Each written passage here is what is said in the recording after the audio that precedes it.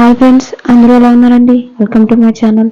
Friends, ఈరోజు నేను మీకు చూపించబోయే డిష్ ఏంటంటే వామ్ రైస్ అండి.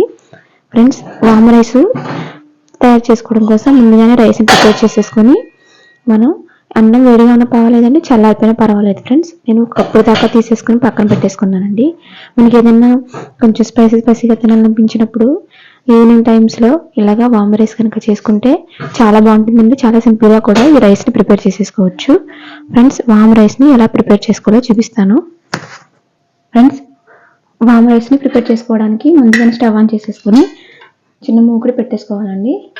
దీంట్లోకి ఒక అర స్పూన్ దాకా మనం ఆయిల్ వేసుకోవాలి.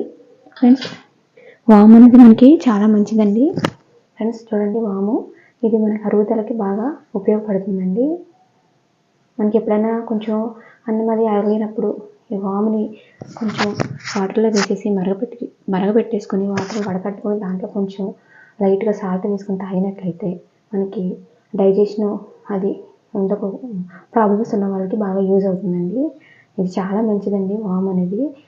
చిన్నపిల్లలు పాలు తాగే పిల్లలకు కూడా ఈ వాముని వాటర్లో మరగపెట్టేసి ఆ పాలలో కలిపి వాళ్ళకి పట్టిస్తూ ఉంటారండి. నిజంగా మనకి ఇది పిల్లల నుంచి పెద్దవాళ్ళ వరకు అందరికీ ఉపయోగపడేదండి. వాము చాలా మంచిది. ఫ్రెండ్స్, ఇప్పుడు ఆయిల్ వేడిన తర్వాత ఒక స్పూను మినపప్పు వేసుకోవాలి. ఫ్రెండ్స్, ఎక్కువ వద్దండి, లైట్గా.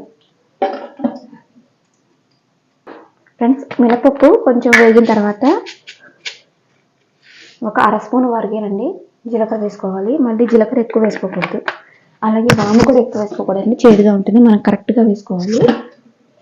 ఒక పచ్చిమిర్చి అంటే కట్ చేసి వేసుకోవాలి. ఫ్రెండ్స్, ఇప్పుడు దీంట్లోకి ఒక స్పూన్ దాకా వాము వేసుకోవాలి. ఒక స్పూన్ చాలండి. ఫ్రెండ్స్, ఎక్కువ వేసుకుంటే మళ్ళీ చేదుగా ఉంటుందండి. ఇప్పుడు కొంచెం కరివేపాకు వేసేసుకోవాలి. ఫ్రెండ్స్, ఇప్పుడు చిటికెడు పసుపు అండి. అలాగే మనం ముందుగా పక్కన పెట్టుకున్న రైస్ని వేసేసుకోవాలి. ఒకసారి బాగా మిక్స్ చేసుకోవాలండి.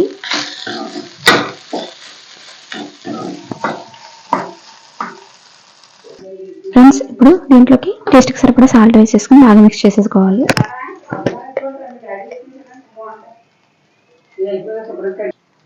చూడండి, ఫైనల్గా మనకి వామ్ రైస్ అయితే కంప్లీట్గా అయిపోయినట్టేనండి. స్టవ్ ఆఫ్ చేసేసుకొని ప్లేట్లోకి వేసుకొని తినేయడమే. చాలా బాగుంటుందండి. మీరు కూడా తప్పకుండా ట్రై చేయండి. ఫ్రెండ్స్, నేను చేసిన ఈ వామ్ రైస్ కనుక మీకు నచ్చినట్లయితే మా ఛానల్ లైక్ చేయండి, షేర్ చేయండి, సబ్స్క్రైబ్ చేసుకోండి.